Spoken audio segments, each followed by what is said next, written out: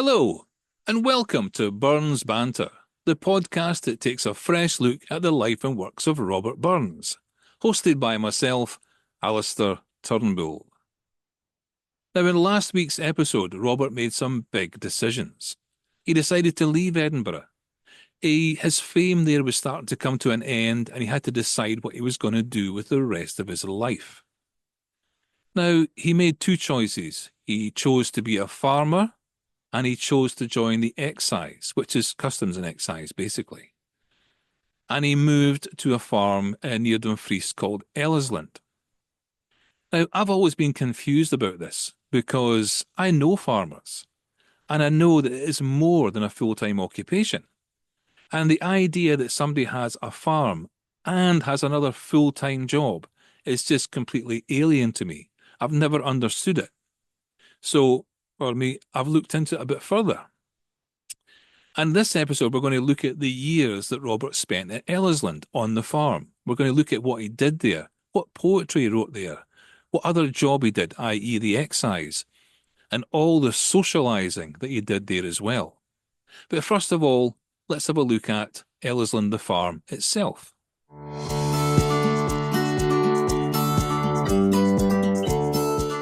Okay. Ellisland is quite a small farm, and Robert signed a lease on it in 1788. But him and Jean didn't actually take up full-time residency there till summer 1789. And that was because they had to have a house built there. The house that was there before was not fit for human habitation. The buildings they had for livestock, etc., weren't great either. And the fields needed some work, needed some lime added to them. So he had all that done between 1788 and 1789. And him and Jean moved in 1789. And they took on the farm. Now, on the farm itself, they had 9 or 10 cows, they had 4 horses, they had some young cattle, and some pet sheep.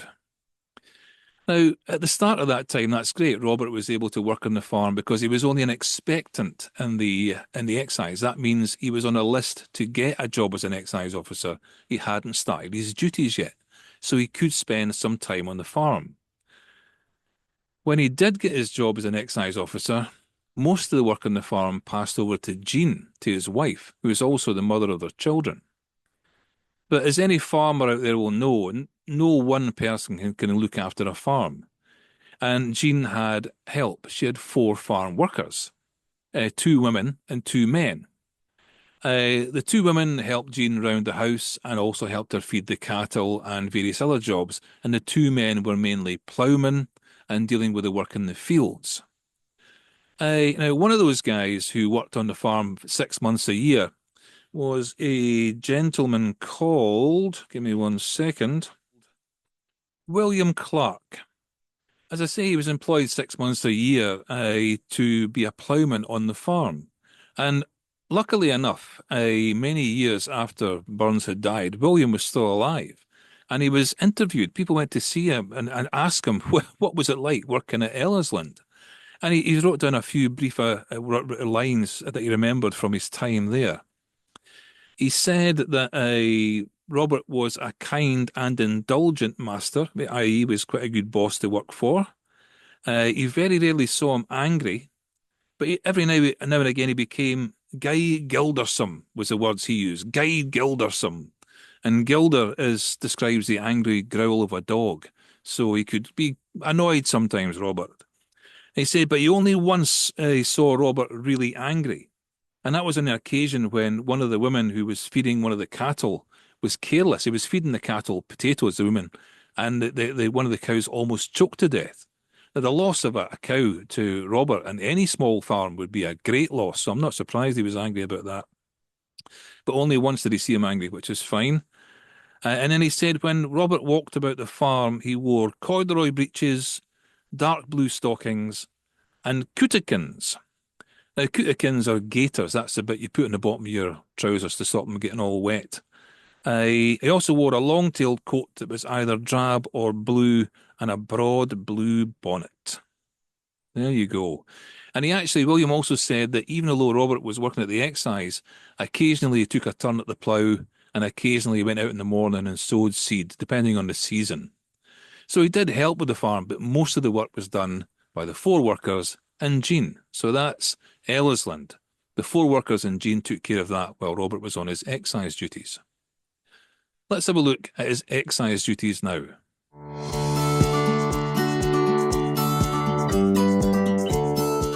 Unfortunately, I don't know an awful lot about his excise duties. I know that he worked in the Dumfries area. I know that his area was the largest area to cover. He had 10 parishes. I mean, nowadays we would call it councils, like the West Lothian Council or the Edinburgh County Council or something. But back then it was a church that looked after everything. And he had 10 parishes, the biggest excise area to cover in that area. And he had to ride around those parishes pretty much every day. He did a lot of riding on horseback to visit people who produce whiskey, candles, linen, and he checked all of their stock and trade to make sure they were paying the correct amount of tax. Other than that, and the fact I heard and I know that he was quite a good excise officer, I mean, he did get into trouble a couple of times, but generally he was quite good at being an excise officer. I don't really know much more. I know that towards the end of 1791, he moved to actually Dumfries itself, to a different area that was based in the town, which is another reason why he left Ellisland, but I'll tell you about that later on. So excise duties, he was a good excise officer, a fair one, but other than that, I can't tell you much more.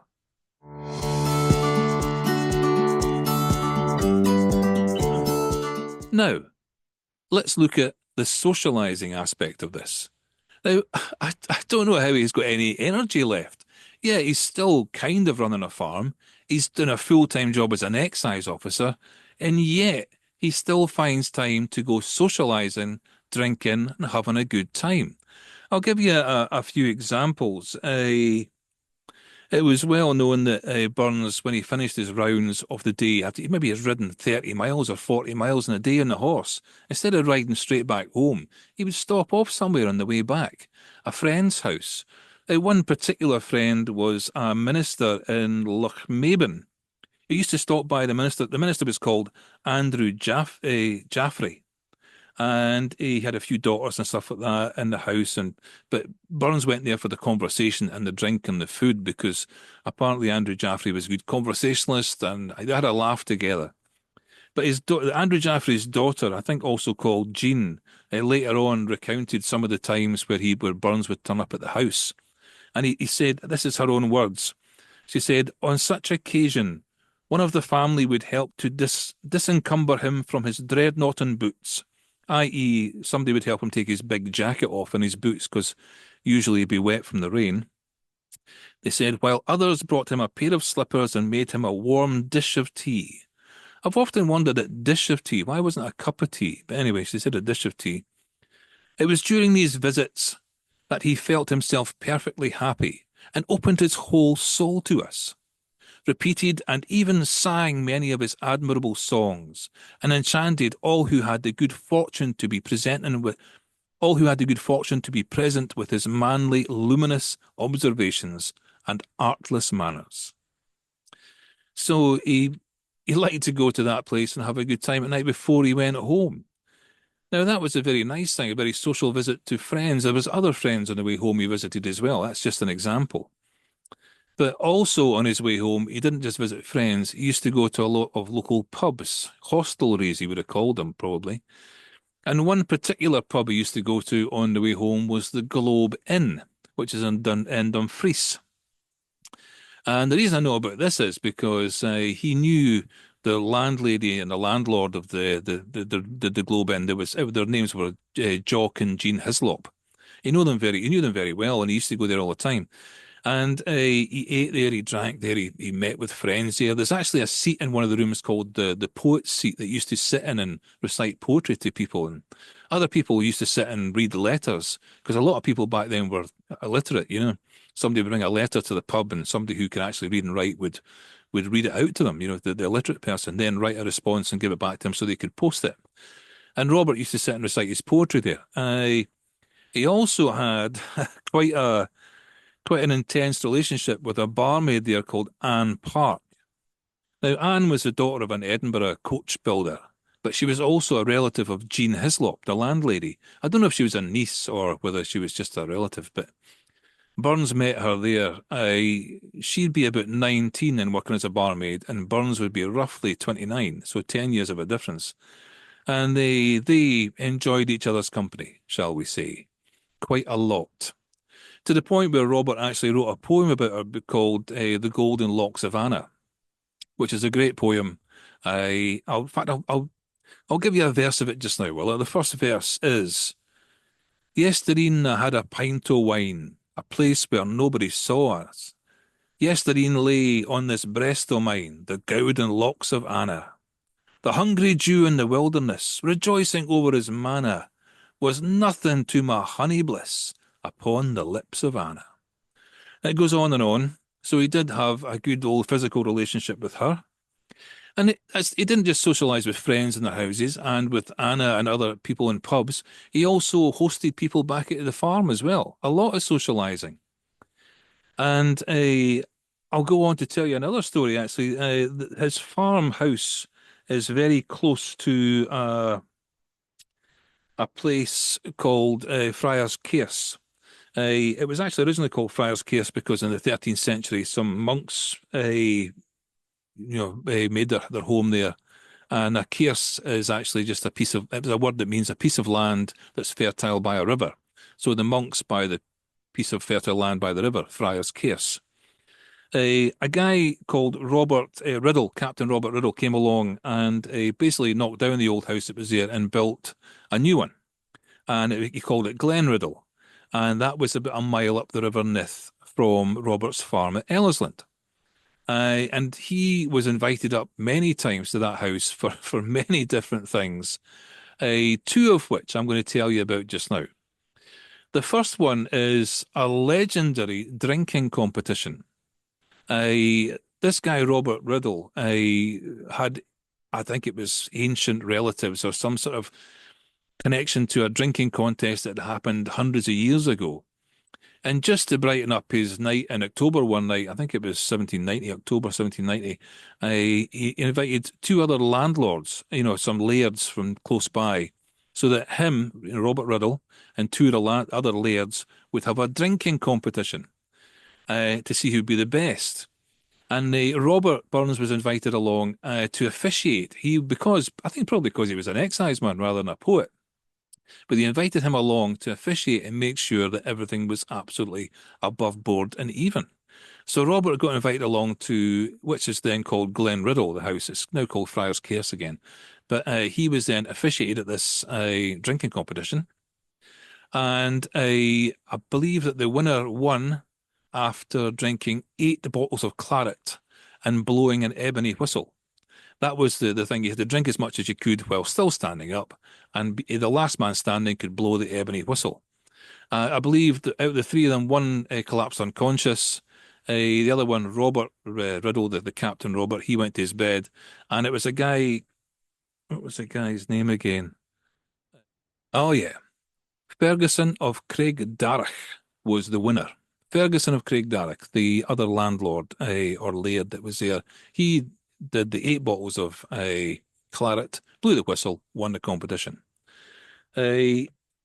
Again, many years later, one of the servants that was there was asked about it. It was what was the guy's name again? The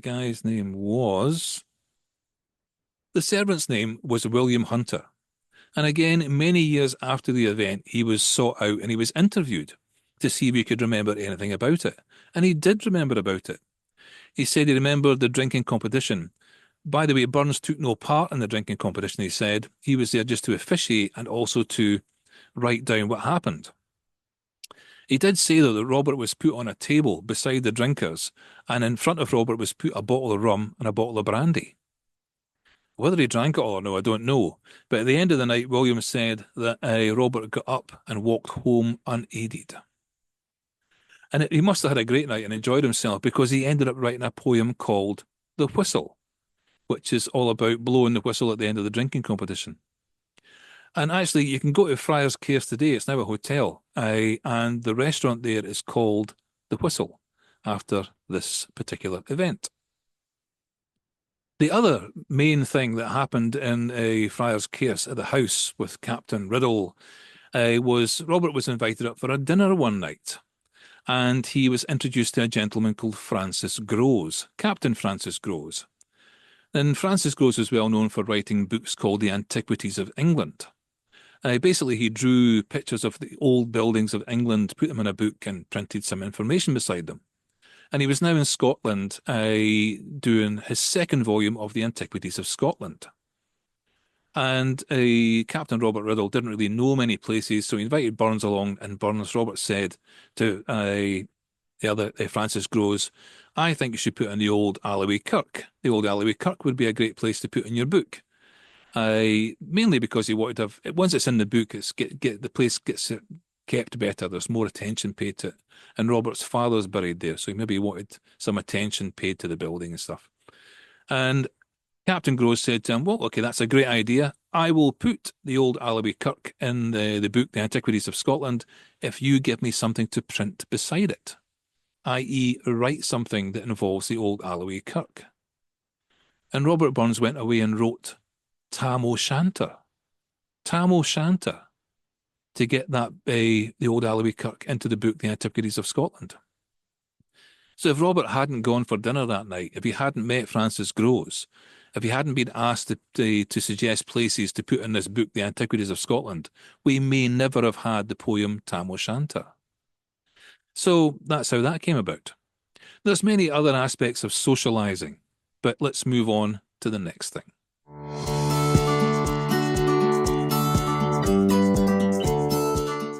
Now, this was actually quite a good period in Robert's life for writing songs and poems. He didn't write as many as he did when he was in Mauchline, but he is still writing just now. And again, I'm surprised he's got the time. He's a farmer, he's an excise man, he's a father.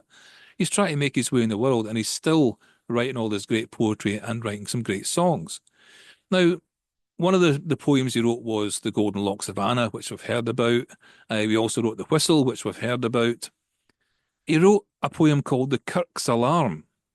And that's all about a reaction to a young minister writing a book with very new ideas about the church and how it should be perceived. And the old minister's ganging up against them. That really, the alarm bells are going off and this shouldn't be happening, and it's, all that kind of thing. And Robert's response was to write a poem called The Kirk's Alarm, which is very good. I encourage you to read it. Another one he wrote when he was there was To Mary in Heaven.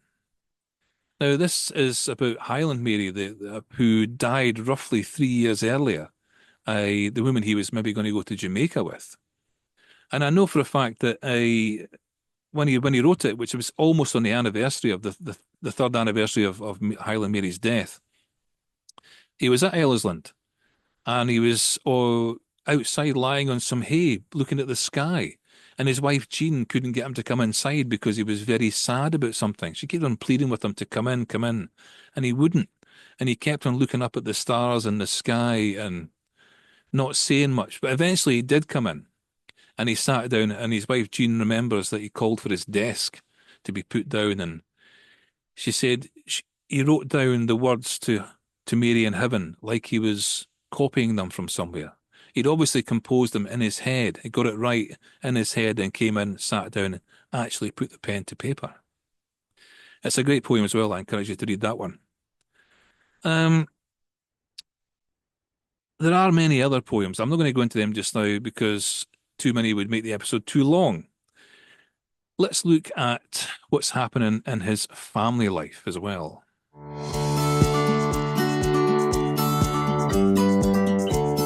Right. Now, a number of things happened to Robert and Jean when they were at the Ellisland. For a start, they had a boy, a son, William Nicol Burns, who was born to them. But I have to tell you as well, now Jean gave birth to William, but 9 days before she gave birth to William, she was handed a baby girl from Anne Park, an illegitimate child from Robert and Anne. Anne obviously became pregnant. She couldn't look after the child. She came to the farm. She handed to the very heavily pregnant Jean this baby girl. And hats off to Jean Burns, because she took in that girl and raised her as one of the family. She's called Margaret Burns. And it's just incredible what she went through to raise a family. Other things that happened, Robert's brother William, his younger brother, who had been working in Newcastle for a while as an apprentice saddler with Walker and Robson, he had then moved down to London and worked in the Strand as a journeyman saddler with a guy called William Barber. But unfortunately, Robert had a letter saying that he was very ill and he wasn't, expected to do very well. So he contacted his old school teacher, a guy called John Murdoch, who was down in London at the time. He said, please go and see my brother William. And as soon as he got the letter, the day after he got the letter, John Murdoch went to see William, but he died the night before. He died of a putrid fever. So one of Robert's brothers died when he lived at Ellisland. On a happier note, though, one of his other brothers got married. Gilbert, his closest brother to him in age, he got married on the 21st of June, 1791, and he married a woman called Jean Breckenridge in Kilmarnock. And I know that Robert had to ask for 3 days off the excise to go to the wedding. And he went to the wedding, celebrated with Gilbert and his new wife, Jean, and he called in Mrs. Dunlop on his way back. And I also know when he got back, he got a row for not doing something correctly in the excise before he left. But there you go. I mean, lots of stuff happening in this in his private life. Another thing that happened to him as well was the newspapers had started printing stories about him. I mean, Robert kind of contributed to the newspapers. He wrote in every now and again with a poem and stuff like that. But people were printing stories in his name that weren't him. And they were calling into question his relationship with the Duchess of Gordon in the press. And Robert had to refute a lot of claims that just weren't true. In fact, he wrote so often to the papers now to refute things that one of the papers offered him a column. He said, you could be a columnist, but Robert said, no, I don't want to do it. Now, I thought newspapers printing absolute rubbish was more of a modern thing, but apparently it's been happening since the 1700s. That's just another one of the many things that happened when he was in Ellisland. Now, 1790, he decided he didn't want to be a farmer anymore. He said it was a bit of a ruinous business. He was getting a bit fed up with it. And as I said before, he then got promoted to a job in Dumfries, where he didn't have to ride as much, as his area was much smaller. So he decided to move to Dumfries. And in 1791, he did that. He left Ellisland, he took his family with him, and they took up residence in Dumfries. And that was the last time that Robert Burns was a farmer. He moved on to purely being an excise man and a family man after that. Now, I'd like to finish this episode by reading a poem. Which one am I going to read?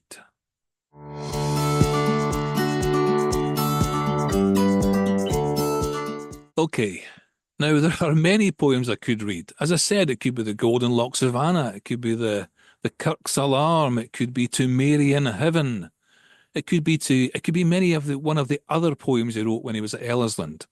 But the one I'm going to read to you is one that's not often read, and it's not probably one of his best, but it is the poem The Whistle, which is basically the account of the drinking match that took place at Friars Case on that October night in 1790.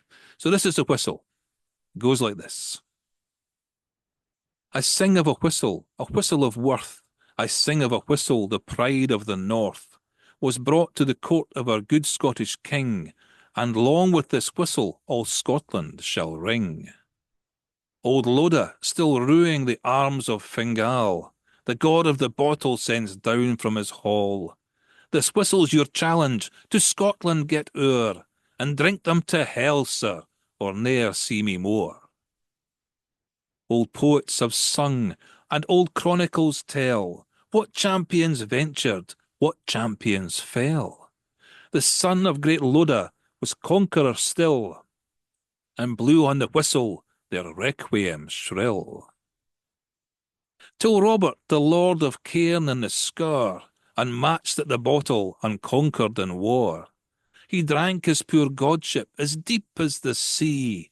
No tide of the Baltic e'er drunker than he. Thus Robert, victorious, the trophy has gained, which now in his house has for ages remained, till 3 noble chieftains and all of his blood, the jovial contest has again been renewed. 3 joyous good fellows with hearts clear of flaw, Craigdarroch so famous for wit, worth, and law, and trusty Glenriddle so skilled in old coins, and gallant Sir Robert deep read in old wines. Craigdarroch began with a tongue smooth as oil, desiring Glenriddle to yield up the spoil, or else he would muster the heads of the clan, and once more in claret try which was the man. By the gods of the ancients, Glenriddle replies, before I surrender so glorious a prize, I'll conjure the ghost of the great Rory Moore, and bumper his horn him 20 times o'er. Sir Robert, a soldier, no speech would pretend, but he'd ne'er turn his back on his foe or his friend. Said, toss down the whistle, the prize of the field, and kneel deep in claret, he'd die ere he'll yield. To the board of Glenriddle our heroes repair, so noted for drowning of sorrow and care, but for wine and for welcome not more known to fame than the sense, wit, and taste of a sweet, lovely dame. A bard was selected to witness the fray and tell future ages the feats of the day. A bard who detested all sadness and spleen and wished that Parnassus a vineyard had been. The dinner being over, the claret they ply, and every new cork is a new spring of joy. In the hands of old friendship and kindred so set, and the bands grew the tighter the more they were wet. Gay pleasure ran riot as bumpers ran o'er, bright Phoebus ne'er missed so joyous a corpse, and vowed that to leave them he was quite forlorn, till Cynthia hinted he'd see them next morn. 6 bottles apiece had well worn out the night, when gallant Sir Robert, to finish the fight, turned o'er in one bumper a bottle of red, and swore 'twas the way their ancestors did. Then worthy Glenriddle, so cautious and sage, no longer the warfare ungodly would wage. A high-ruling elder to wallow in wine, he left the foul business to folks left divine. The gallant Sir Robert fought hard to the end, but who can with fate and quart bumpers contend? Though fate said a hero should perish in light, so uprose bright Phoebus, and down fell the night. Next uprose our bard, like a prophet in drink. Craigdarroch, thou'll soar when creation shall sink, but if thou would flourish immortal in rhyme, come, 1 bottle more, and have at the sublime. Thy line that have struggled for freedom with Bruce shall heroes and patriots ever produce. So thine be the laurel, and mine be the bay, thou field thou hast won by yon bright god of day.